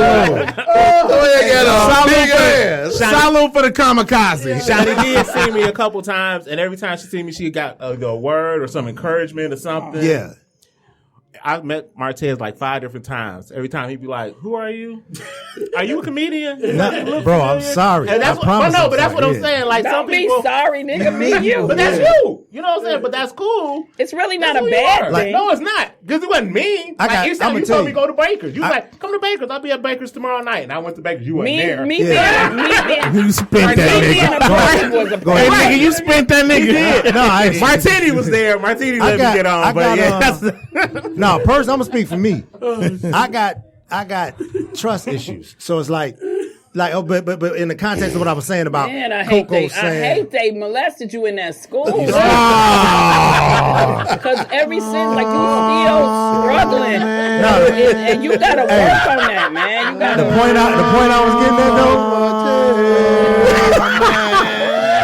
But Toya got a big ass. That's funny. Hey, we was talking about Deion, Shanie D, Melvin, Kool-Aid. Deion is one of the most approachable, famous niggas you ever meet. Out of count, Deion is that guy. He's always. I slept with for Deion years. too. Damn. Yeah. If you see him, point him out. Shanie D has slept with Kool-Aid, D-Ray, Deion Cole, Coco, Simply Chanel. Hey, wait a minute. Now hold on. You know what, Tony? Ronnie I can't flame Jack. Monroe. You know what? I can't. Now I love you, homeboy, but if you fuck Gemini, you're done. No, No, okay, well, she ain't go that far to fuck. She sucked his dick though. She sucked both his dicks. Both of them. Well, how did he get there? Because his dicks be everywhere. Yeah, the dirt. That was the dirt. That's so funny. Why y'all got me drinking though? That's so funny because we love each other so much, and then it's hard for me because I'm a female and I love the men. I don't really like the hoes can kiss my ass, but I'm getting to the point where I want all the men to suck my dick too. Because what I say about this promoter, this is what I was going to tell you, Mike. So they gave me the curtain for the show, for the Little Duval. So they was like, we're going to give you the curtain. You do well, we're going to put you on the next show. So I end up getting a call, and I did well. You know what I'm saying? Yeah. To the point where when the Little Duval was getting booed, the motherfucker screamed, no, put Shanie D back on. Wow. Yeah. So I called the dude, well, what the promoter say? The next show coming up, and, on my own, and my end, and nigga said, oh, he was upset with you because you brought a guest. He said, oh, and you parked in the Fox parking lot. So I tell Mel this all the time. As soon as I get where That's I'm... gay. Listen. Who is this? A local guy? I'm not sure if his name is Lenny. Do I suppose to call him out? I never get a show with him now. Local guy? You call him out, you don't get a show. I don't give a shit. Hey, write his name down. I'll say it. Fuck it. No, that ain't Siobhan's man. It's at this point. He's not my man. So, Shanie. This ain't just was it Lynn or Lenny? Lynn? I wouldn't give a fuck. No, Lynn, Leonard, listen, Lynn, they all gonna suck my dick. All That play like that was scandalous, so fuck him. No, he was looking for reasons not to tip you. I'm team you. Yeah, no, Team exactly. Shanie. No, that might be If you say fuck him, fuck him. Siobhan, the girl that went to whatchamacallit. No, she went to McKenzie with Melvin. Don't say her name. Short haircut. Right. No, that's her. Have her met with scandalous nigga. I don't know who guy he is. All I know is he is the promoter that did the show. And he said that he hired Detroit Comics. And this is... Fuck whether he get pissed off about what I'm saying. Really? The thing is, I'm tired of the motherfuckers paying motherfuckers like Little Ball $30,000 fucking dollars to come and make a fucking ass of Detroit because he literally shit it in they fucking cup. Right. You know what I'm saying? And then I'm asking you for 3% of that. You could have gave me $3,000 and it would have been good. And I was gonna give you a hell of a motherfucking show and possibly get a standing O because that's what a bitch do. Right. You know what I'm saying? But I have to go through all this fucking bells. riff. Yes, indeed. Okay, it's some bells. Yeah, some bells. God damn it. And Tanya got a big ass. Yeah, that's real talk. Toya got a big ass. Oh, you can't. This nigga No, Tanya too, whoever she is. That Tito's a kicked in. But my point that I'm making is it get tiresome. Absolutely. It's sometimes being approachable and being funny is a fucking curse because motherfuckers is scared. They scared to put me on shows because they scared I'm a motherfucking outshine them. Then I'm a female that speak my motherfucking mind. I am gonna tell a motherfucker how I feel. I don't get shit the same. I don't get shit like that. I got Shanie funny though, Mike. Go ahead, Shanie. I mean, She is funny. My record speaks for itself. But Shanie's funny though, Mike. I mean, a lot of you get to a certain level. Cats ain't gonna want. I'm gonna outdress you more than likely. True. You're not gonna like that shit. I don't have a lot of money, but I understand to put you together. No, Mike is best dressed. I've been saying that shit for 20 years. That nigga best dressed. I ain't got to see how I can call this nigga on dress. But them niggas. Hey, he keep Junos out of stock. Put it this way. When I was doing the first time I did BET, I had a suit on, and D.L. Hughley had on the Cross Colors outfit. He asked me, "Are you wearing a suit on TV?" Who did? D.L. Hughley. I said, "I'm a great adult. I wear suits." Let me tell you something. Mike Kept Bonner. cross colors outfits on. But wait a minute, Mike Bonner, when I first started, when I came in the game, people didn't know I was so fucked up. I had just lost my baby daddy, had just got killed by some motherfuckers I knew. The niggas that killed him or had association with the nigga killed was Shanie coming. about to get everybody killed. No. I'm about to get Yeah. Wait, but they were coming to see me perform. They followed me.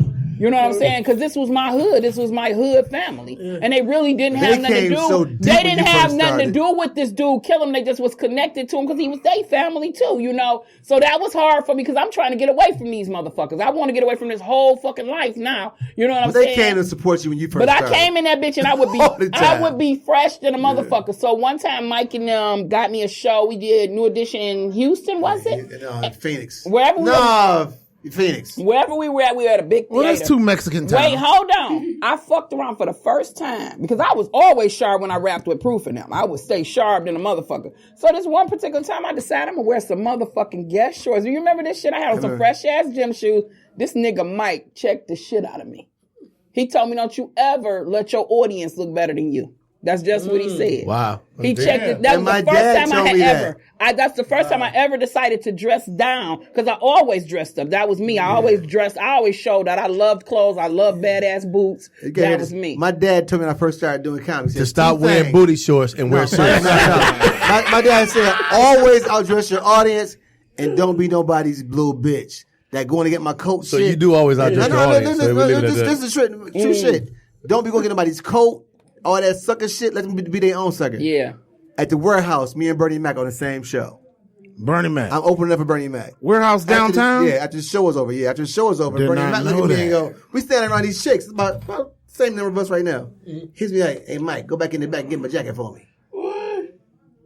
My daddy clicked, my father just clicked in and I said, go get your jacket for you. We sitting here talking to, go get your own jacket. Right. I wouldn't try to be mean as no shit, but I can't Like, be, you I can't just be tell your me pussy. what the fuck it is. I can't be your pussy, dude. Let me I'm tell at you. home. I'm all. No, fuck home. I'm a man. And I'm at home. That home shit ain't got. I'm a man, I don't whether give I'm a in fuck. New Zealand. You can I'm a man. You can put sugar on shit. It's still shit. Yeah. You understand what I'm saying? But you know, we were cool after that because after that, I ended up going when he played the Fox and got heckled. He called me up to go to Michigan State with him. He said, "Find my hecklers for me and fuck them up real quick, Bond. I'm for you $1,000."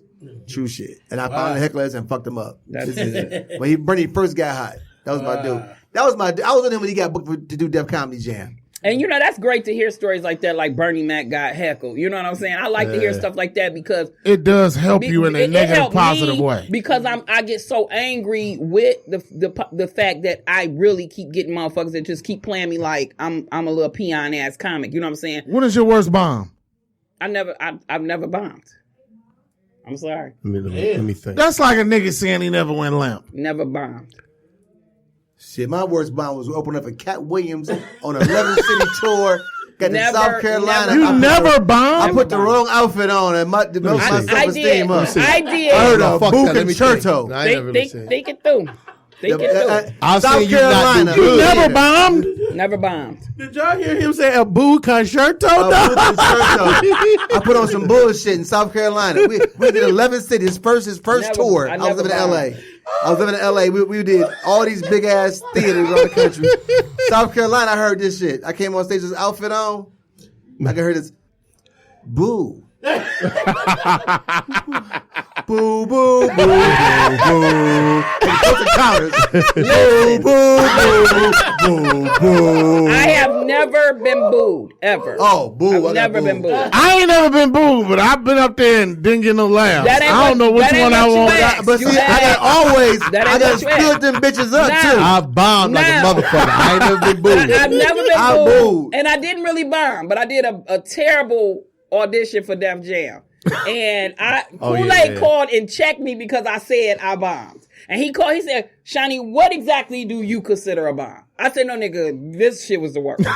I was like, niggas was walking past me like they didn't see me. They was trying to act like they didn't see me.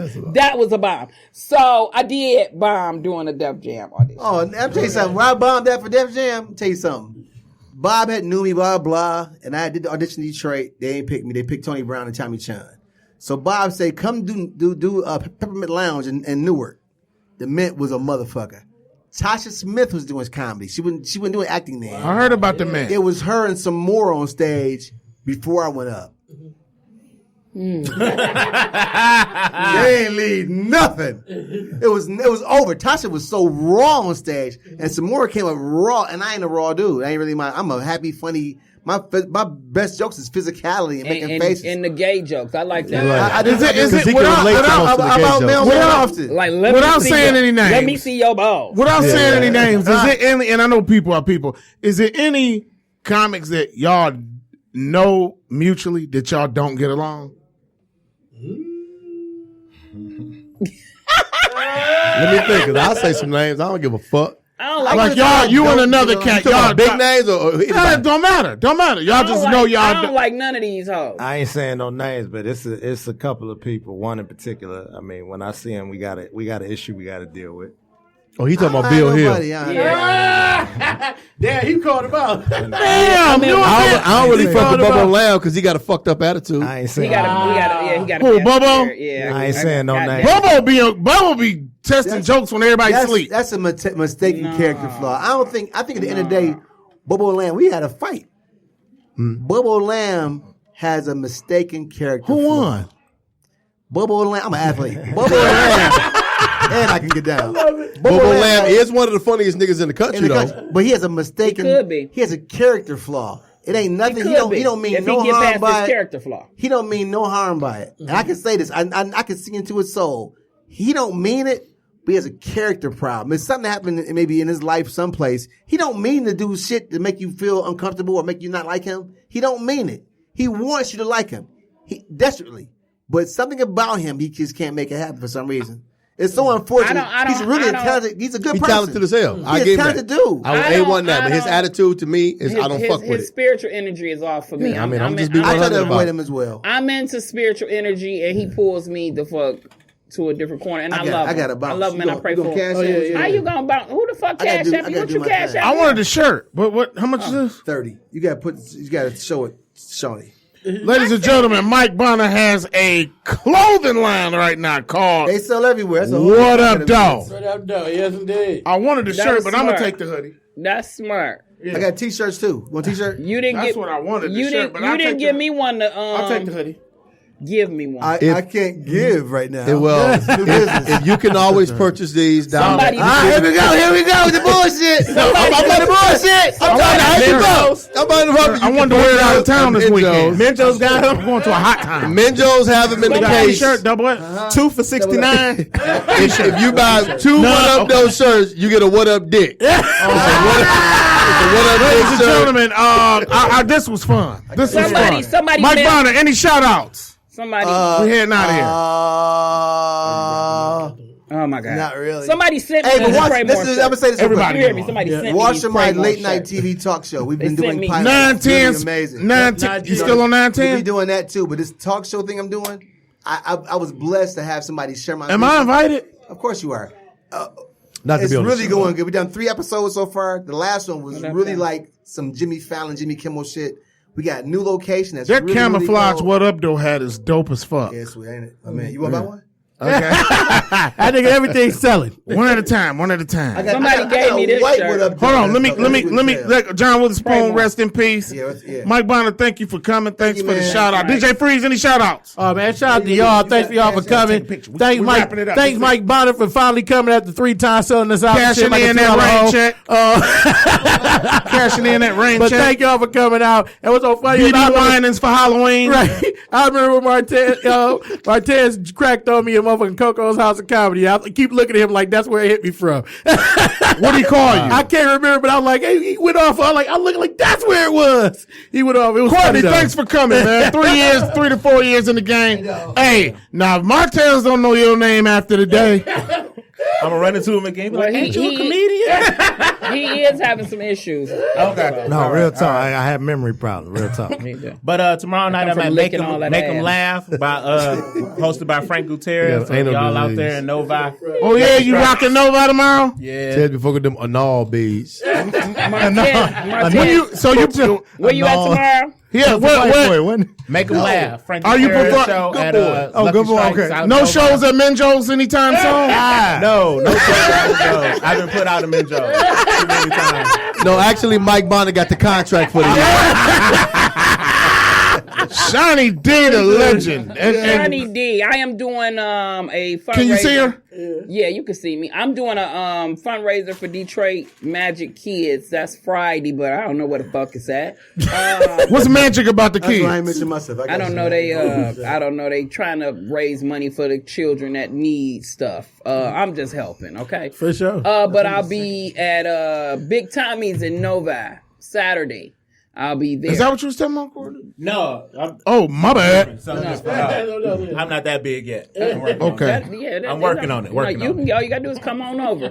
Big Tommy's at new and that's Big Tommy's new Parthenon. That's in Novi. And then Monday I am at Baker's Keyboard Lounge hosting. It's my Monday coming up. So I don't know who the fuck I'm And with. everybody, very important. Every comedian should post that at least over the weekend. If it's gonna be Monday, Send me whatever you send me. I'll post it on my page. I'm resharing. Everybody So should post something about definitely. Baker's Keyboard Lounge this Monday. my main man Mel. Yeah, we trying to keep. We trying to keep. What up, though? We gotta keep it going. Shout out to everybody, man. Shout out to all the Don't comedians. stay outspoken. Friday, I'm at Jameson Temple Church. Oh, Saturday, yeah, I'm doing a Josiah. benefit for cancer for a young lady out in Warren. Sunday, I'm with Coco and Josh Adams at the Mandolin Bistro. Tuesday, I'll be in Flint. I got to do a commercial in Flint for the Flint International Airport. And then the week after that, Wednesday, he's gonna be licking my ass. Licking my ass. Martez, what's happening? My main man. Any shout outs? Well, while Melvin is catching mono in the mic Hold on. from licking Shanie's ass. Excuse me, Mr. Bonner and Courtney. You can hear everything on here. You want me to put a check by your name, nigga? No. Come on. November Them niggas 5th. want a demerit. So November 5th. November 15th and 15th. 16th, I will be headlining Big Tommy's Comedy Club in Novi. Oh yeah. And I'm only featuring. See what I'm saying, baby? Take a minute Headline. to make it. Ladies and gentlemen, it's October Yeah, Devil's Night. Devil's Night. Yesterday, Episode we 40. lost an icon. I rebuke Yes. A Devil's homeboy. Yeah. Night. It's not Devil's Night. Pops. Today. That was today. He was at 2 this morning. That was okay. It was technically today. Thank you. Did they say what he passed from? natural cause. His got a heart stopped attack. beating. Heart attack. Okay. So well, listen, it's all over. he didn't get hit by a bus. He didn't get shot. He went out the way he lived. Wrong it. guy. Yeah. He Works, man. He didn't have works. to. Yeah, he I think did. he went to sleep, and they said he died in his sleep. That's Yep. the best way in the world. Yeah. I think God really liked people that do God it like bless that. John Witherspoon's soul. And his I hope he's family. up in the heavens. And Tracy Witherspoon, I love you, darling. I know that was your uncle. Peace and love to your family. And the comedy world is really have a hole in it tonight. Yeah. Over man. and out. from the Episode Corner 42. Podcast. Episode With us, 42. Next week. Episode 42. We did it.